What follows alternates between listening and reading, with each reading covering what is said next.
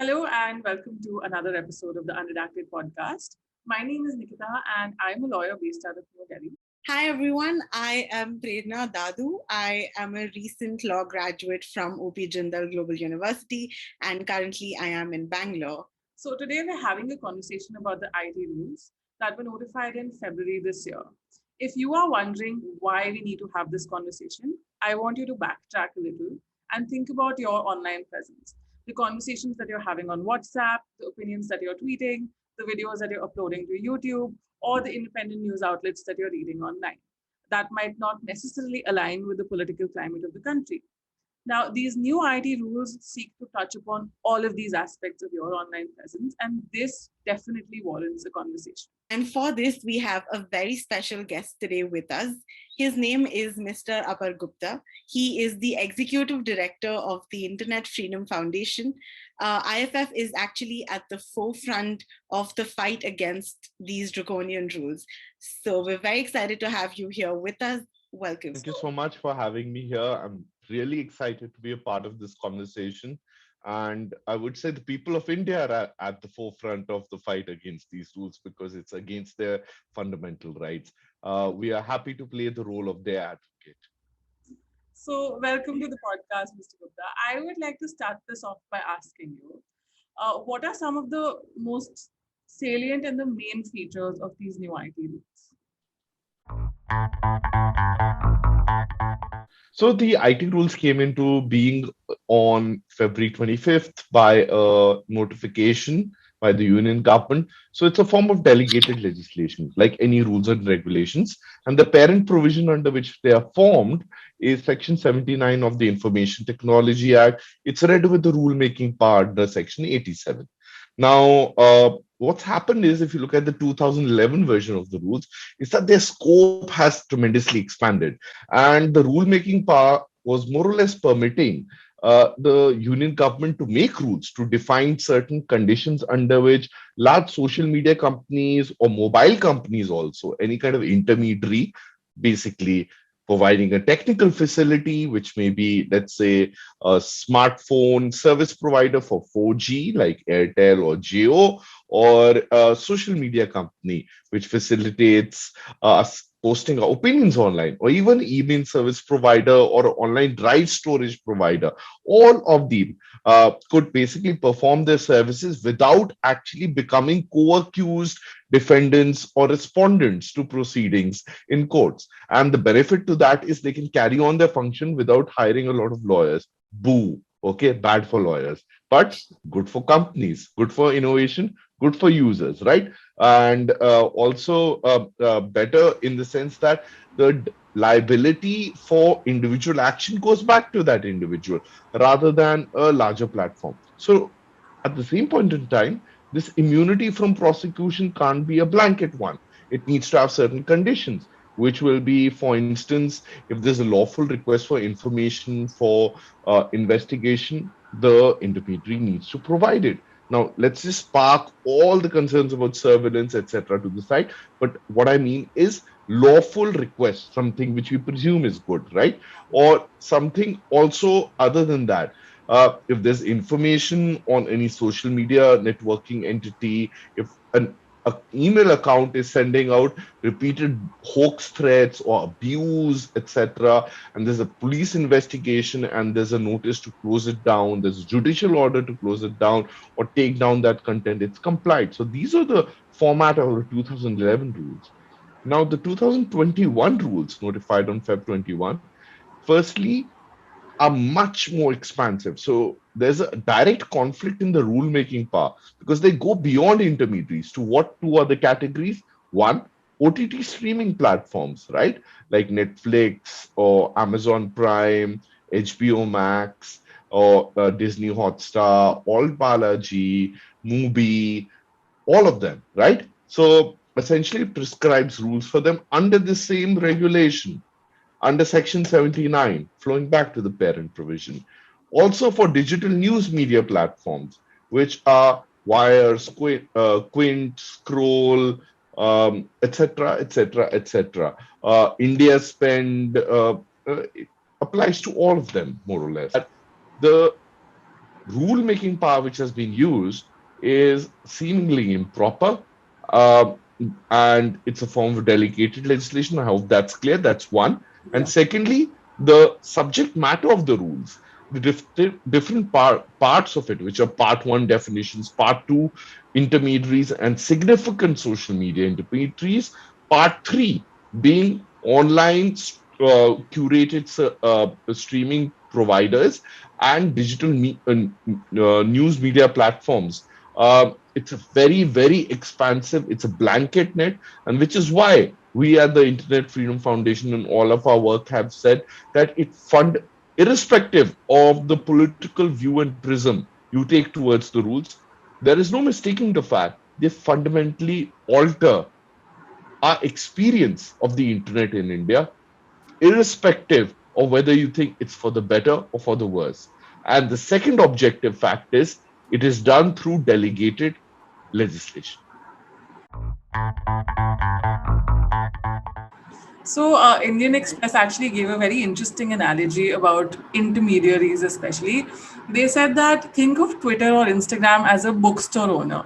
So, this Yes. bookstore owner could not be held liable for the books that are in the store unless it's proven that there's a connection between the owner and the writer of these books. So, that's what's happening here now, right? Where there is now shared liability, that Twitter would also be liable for what the users are essentially putting out. Yeah, in a lot of ways, yeah, the bookstore analogy is a great one, and also reminds me of one more power under the IT Act, where there's the book banning provision under CRPC, which is Section Yeah, 95 of pamphlets, etc. But you can only ban one specific book, and that too with a gazette notification right, for offenses defined under the Indian Penal Code, and it's published. And also Section 96, then you can approach the High Court directly. right, What is there under the IT Act is Section 69A. You can not only direct blocking of a specific sub URL, which can be that book, yeah, but the entire parent domain itself, right? So the right. entire you can take the entire bookstore offline, and it's done in secret without transparency. So these analogies are very powerful also in ways of thinking that what are traditional legal standards, safeguards, Yeah, and account for the distinction that technology does provide, its scale, its frequency, its reach, its facility, its economics. But right. at the same point in time, are they are these arguments persuasive enough to dilute the administrative law protections which arise when there is any interference with a fundamental right? So, yeah, I agree with you that this is a plausible argument to make with respect to platforms and what these rules actually do. In the Shreya Singhal judgment, they said that online intermediaries could not be tasked with determining whether content was legal or not. So, for instance, Twitter could not give the decision that now this content is illegal. It offends certain moral codes and principles. It offends the political climate of the country. And this actual knowledge of what the content is actually lied with a competent authority or the Supreme Court.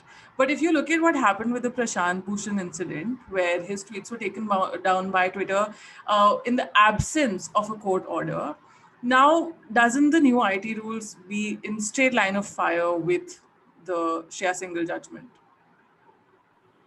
Yes, they do conflict with it in large measure, and I'll tell you also why. But let's just take a step back because a lot of people will be saying that how does Twitter take down my tweets when there is no court order, Yeah, right? That's because there are two levels of compliances. One is the self-policing it does, and it can do it any way it likes, and this is a problem where it administers its rule without a high degree of transparency, providing you reasons or accountability processes. For instance, can you appeal? Can you present your side of the story? Okay. And the IT rules actually do something which is beneficial there. But on balance, it's a bad law. Okay. It does something good in parts. It's not all bad, but that's only 5 to 10%. Right. Okay. Now, the thing is, the platform is only enforcing its own rules and it's free to do it completely without any oversight when it does it. And this is not a form of interaction and determination which goes towards undermining its status as an intermediary. Right. It's doing it because it's wanting to do it. It's not legally required to do it, okay, per se. However, there is certain due diligence it can adopt now and is expected to adopt on the IT rules, because they require you to do proactive filtering and monitoring as well. True. Now, the second thing is, when a court order is issued, okay, or a police complaint and a notice is sent by any public authority under the Shreya Singhal judgment, which determined not only sections, the rules, but also section 79, then Twitter is obligated to act under it, or it risks prosecution as a co-accused, because despite actual knowledge, it has not actually complied with the judicial direction. So that's the issue there. Now, more or less, people may be asking, well, this sounds a little too complex. Let me break it down in very simple words for you. Whenever you read a statement from Twitter in any of these articles, they'll say, we try to enforce the Twitter rules and also comply with the local laws which prevail in any country. So you will notice there are two levels of compliances. One, the Twitter rules, which are the terms of service. It's enforcing itself. It does not result in its intermediary status being jeopardized. Okay. And it's self-policing it. Okay. What it is legally required to do is act on court orders and police complaints. And if it fails to do it under the Shreya Singhal judgment, then it loses its immunity with respect to that specific case and prosecution. So it becomes liable because something has been put to its knowledge. When you're talking about, say, Twitter or any of these intermediaries having to take down based on any notices, so Lumen database, for example, does collect these notices. And one of the important points that they have flagged is that a lot of times there is no official notice. And even if there is, either the issuing authority or the intermediary does not share it. Like Facebook, for example, says that we will comply with it anyway, whereas Twitter does in fact inform its user that this is the reason why we are doing it. So under the new rules, how do you think this gets affected? I think the new rules are only an extension of underlying secrecy which already exists. So the new rules will possibly be facilitating blocking requests, right? Which is a lawful order for, as per the government, but it's still passed into secret because there are different set of rules for blocking, right? Blocking rules. And one of them says that there should be strict confidentiality of complaints received and actions thereof. So as per the interpretation adopted by the Ministry of Electronics and IT, all orders for blocking a website are secret. However, these are fed into the Lumen database by Twitter to some extent. Not all, some, right? And we don't know which ones are being reported, which ones are not being reported. We have to rely by a company disclosure rather than by the government of India itself, which is very, very wrong practice. If you go to Google's transparency report, for instance, all the requests it's getting from IT are registered in terms of the number, ministry, but there are no reasons also given. There's no order which is given. Facebook and Instagram are a complete black hole. For instance, now when recently there were entire accounts suspended and posts taken off Instagram, even though there was a public recognition and they stated that that this is a global outage. We are so sorry that posts related to Palestine were taken down, as well as other communities. There was no acknowledgement of what happened in India. And we worked with Article 19 and other non-profits to point this level of hypocrisy. Even though India happens to be the largest market for YouTube, for Facebook, for Instagram, I don't think so for Twitter, maybe for Twitter, but Twitter is only having a very small base compared to all the others. And this is a duty which falls to the government to fix IT laws. And if you look at the provisions under the rules by themselves, they're not all bad. For instance, if anything is being taken down, you now have an opportunity of presenting your side, right? And the intermediary needs to inform you, but that will not extend to, I think so, blocking, because that's a court order. That's not an action being taken by intermediary itself. So it's also restraining the intermediary from taking down really egregious cases of hate speech, for instance, etc., etc., etc. It's also activating a shorter timeline for such compliances by and large. And finally, it is requiring automated proactive filtering by technology-based methods of several categories of content which flow from one case, which is called the Prajwala case, which relates to non-consensual sexual materials and child sexual abuse materials. Right. All well and fine, but one additional category, uh, content which has been previously ordered to be taken down. So AI bot will never know context why a picture is being posted, right? It can be posted in the context of a person supporting that picture or criticizing that picture. Or And quite asking whether often, that picture is legitimate or not, for instance. yeah, or just fact checking it, right? Yeah, So absolutely. that's the same thing. So yeah, Yeah. great point. And I think these are like really, really big problems which have been sought to be fixed without complete public dialogue, a legislative process. Now, there are so many problems in social media. What it deserves is a full debate, as is rather than the daily drama which is distracting us in terms of the current framing of government versus Twitter or government versus WhatsApp. How were these rules introduced? Because there seems to be a lot of controversy around the methods in which the government introduced these rules. So, what was the So, mechanism? Was there a public consultation process there? yeah, so in 2019, actually, the first draft of the rules were leaked to us by a whistleblower, and they were published by the Indian Express as well as a front page story. And thereafter, there was a large amount of conversation. There were some public interest litigations, one related to traceability in the before the Madras High Court, which eventually got transferred to the Supreme Court, and before the bench of headed by Honorable Justice Deepak Gupta, there was a statement by the Council for the Union of India that we'll do it in a certain period of time. It was not done, and they did do a public consultation, and they did publish the responses, but then they sat on it for a while, almost about, I think so, about 2 years. And what happened during this time was a few things.